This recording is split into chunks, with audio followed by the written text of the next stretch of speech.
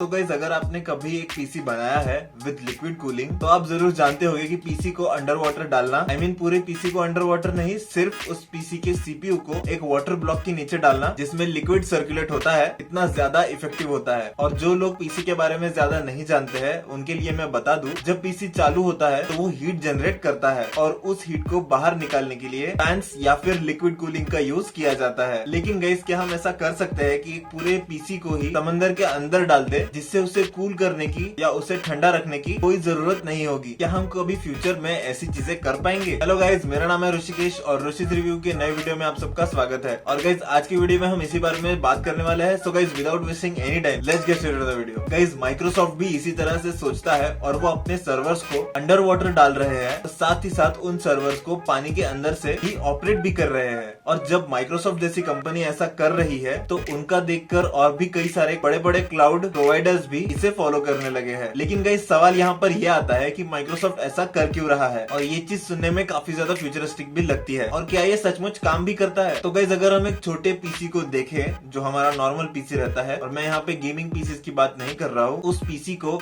एक single fan भी ठंडा रख सकता है। लेकिन जब बात आती है एक बड़े सर्वर की, तो उसे ठंडा रखने के लिए बहुत बड़े इंफ्रास्ट्रक्चर की जरूरत पड़ती है। और इतने बड़े सर्वर फार्म्स में एट अ टाइम लाखों सर्वर्स चालू होते हैं और ये सारे सर्वर्स बहुत ज्यादा हीट प्रोड्यूस करते हैं। और इन सर्वर्स को ठंडा रखने के लिए काफी बड़े कूलिंग सिस्टम्स का यूज होता है और ये कूलिंग सिस्टम्स बहुत ज्यादा बिजली का भी यूज करते हैं। और गाइस, एक ऐसा एस्टिमेट है कि सारी टेक कंपनीज अपने सर्वर फार्म को ठंडा रखने के लिए बिलियंस ऑफ डॉलर्स खर्च करते हैं हर साल। और जब कोई इतना ज्यादा पैसा खर्च करता है तब एफिशिएंसी काफी ज्यादा मैटर करती है। ऑब्वियसली हम इन लाखों सीपीयूज के साथ इतने ही कूलिंग सिस्टम्स भी जोड़ सकते हैं जिससे हमारा काम आसान हो जाएगा। लेकिन तब भी गाइज, रेडिएटर से निकलने वाली गर्म हवा को मैनेज करना पड़ेगा। गाइज, अगर हम एक पूरे सर्वर को ही पानी के अंदर ले जाए तो वो काफी आसानी से ठंडा हो सकता है। गाइज, पानी की जो हीट एब्जॉर्प्शन कैपेसिटी होती है वो बहुत ज्यादा होती है। मतलब पानी जो है वो काफी ज्यादा हीट एब्जॉर्ब कर सकता है अपने अंदर बिना अपना टेम्परेचर चेंज किए। और गाइस, इसका सबसे अच्छा एग्जांपल होता है, अगर आपने नोटिस किया हो कि किसी भी लेक का पानी किसी गर्म दिन में बहुत ज्यादा गर्म नहीं होता है, और अगर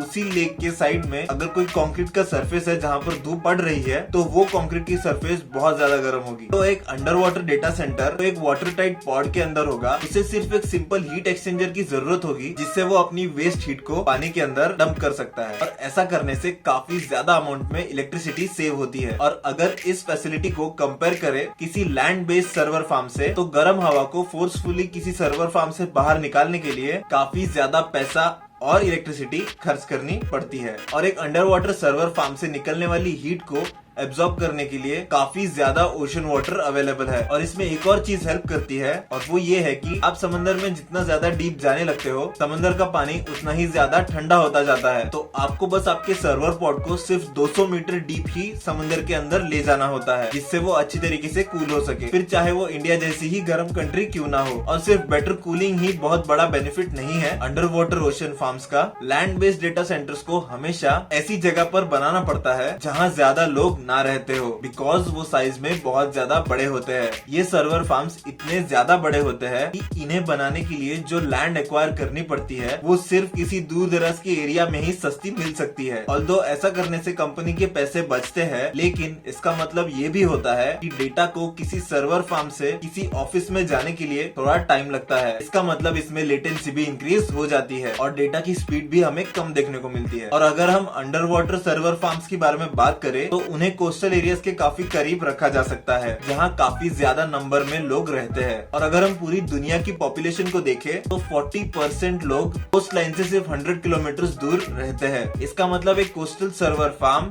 आपके इंटरनेट एक्सपीरियंस को काफी ज्यादा फास्ट बना सकता है। और अगर फास्ट की बात करूं तो एक सर्वर पॉड को बनाकर उसे समंदर में डाल देना काफी आसान और काफी फास्ट होता है कंपेयर टू एक पूरे लैंड बेस्ड सर्वर फार्म को बनाने के। ऑब्वियसली गाइस, इसमें काफी सारे इंजीनियरिंग चैलेंजेस आते हैं और एक लैंड बेस्ड सर्वर फार्म बनाने के लिए काफी ज्यादा जगह लगती है। और जब हम लैंड बेस्ड सर्वर फार्म के लिए जगह एक्वायर कर रहे होते हैं तब हमें उस लोकेशन की टोपोग्राफी भी मालूम होनी चाहिए। मतलब कहाँ जमीन ज्यादा ऊंची है और कहाँ जमीन ज्यादा नीची है, इसके बारे में इंफॉर्मेशन हमें होनी चाहिए एक लैंड बेस्ड सर्वर फार्म बनाने से पहले। और इसी के साथ साथ आपको कितना ज्यादा वर्कफोर्स लगेगा उस लैंड बेस्ड सर्वर फार्म को बनाने के लिए, और साथ ही साथ उस लैंड बेस्ड सर्वर फार्म पर कौन से गवर्नमेंट रिस्ट्रिक्शंस लगेंगे, ये भी आपको मालूम करना होता है। और अगर हम अंडर वाटर सर्वर फार्म्स को देखें, इन्हें आप लिटरली एक असेंबली लाइन पर बना सकते हो क्योंकि ये सारे आइडेंटिकल होते हैं। और गाइस इन सर्वर फार्म्स को फटाफट बनाकर शिप करके उन जगहों पर ले जाया जा सकता है जहां पर इनकी जरूरत है। और अगर हम चाहे तो existing under water server farms को भी मूव कर सकते हैं पानी के अंदर ही। बस in under water server farms को चलाने के लिए हमें पानी के अंदर ही एक पावर सोर्स ढूंढना पड़ेगा।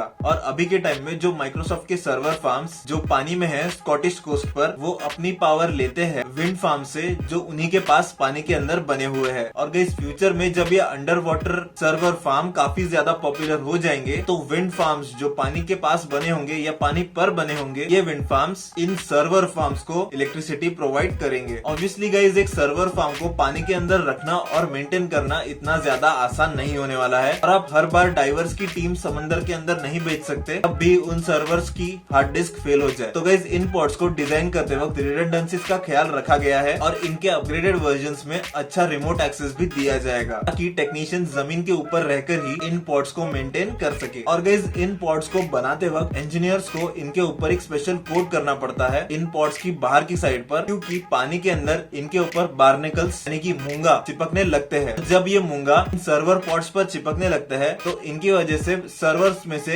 हीट ट्रांसफर नहीं हो पाती है। और गाइस आपने मूंगा को किसी पत्थर पर बीच के आसपास जरूर देखा होगा। और गाइस ये जो माइक्रोसॉफ्ट के अंडर वाटर सर्वर फार्म्स है, इनमें एक छोटा डेटा सेंटर है और 12 सर्वर रैक्स भी है। इन्हें एक सिलेंड्रिकल पॉड में रखा जाता है। और गाइस ये पॉड समंदर में डालने के बाद 5 सालों तक वहीं पे रह सकते हैं। और गाइस अगर ये सर्वर पॉड पानी के अंदर है और इसके साथ कुछ प्रॉब्लम्स आती है तो इस सर्वर पॉड को रिपेयर करने के लिए इसे पानी के बाहर निकालना पड़ता है रिपेयर करने के लिए, जो कि थोड़ा एक्सपेंसिव होता है। और गाइस माइक्रोसॉफ्ट ऐसे 5 सर्वर्स को पानी के अंदर 90 डेज के अंदर डाल सकता है। और गाइस अगर हम इस टाइम फ्रेम को कंपेयर करें एक लैंड बेस्ड सर्वर फार्म को बनाने के टाइम से, तो guys under water server farms का जो इम्प्लीमेंटेशन टाइम है वो बहुत ज्यादा कम है। और गाइस भले ही हमने जल्दबाजी में पूरा सर्वर फार्म लैंड बेस्ड बना दिया 90 डेज के अंदर, तब भी गाइस वो ऑपरेशनल नहीं हो सकता, क्योंकि गाइस सर्वर फार्म बनाने के बाद उस सर्वर फार्म का कूलिंग सिस्टम भी बनाना पड़ता है। और यही वजह है कि अंडर वाटर सर्वर फार्म्स ज्यादा सक्सेसफुल है। और ऐसा करने का रीजन ये है कि सर्वर्स जो होते हैं वो बहुत ज्यादा हीट प्रोड्यूस करते हैं और वो बहुत ज्यादा गर्म हो जाते हैं, क्योंकि उन्हें बहुत ज्यादा डेटा प्रोसेस करना होता है। और कन्वेंशनल कूलिंग टेक्नोलॉजीज को ना यूज करके इनके अल्टरनेटिव्स ढूंढने से इन कंपनीज को जो पैसा खर्च करना पड़ता है इन सर्वर फार्म्स के ऊपर, वो कॉस्ट भी कम हो जाएंगे। और इसी के साथ साथ इन कंपनीज का कार्बन फुटप्रिंट भी बहुत ज्यादा कम हो जाएगा। So guys that's it for the video. अगर गाइस आपको वीडियो इन्फॉर्मेटिव लगता है तो गाइस चैनल को सब्सक्राइब कर दीजिए, वीडियो को लाइक कर दीजिए और गाइस शेयर भी कर दीजिएगा। और गाइस आपको कोई कमेंट या सुझाव हो तो आप नीचे कमेंट सेक्शन में लिख सकते हैं। मैं आपसे मिलूंगा किसी अगले वीडियो में। जय हिंद।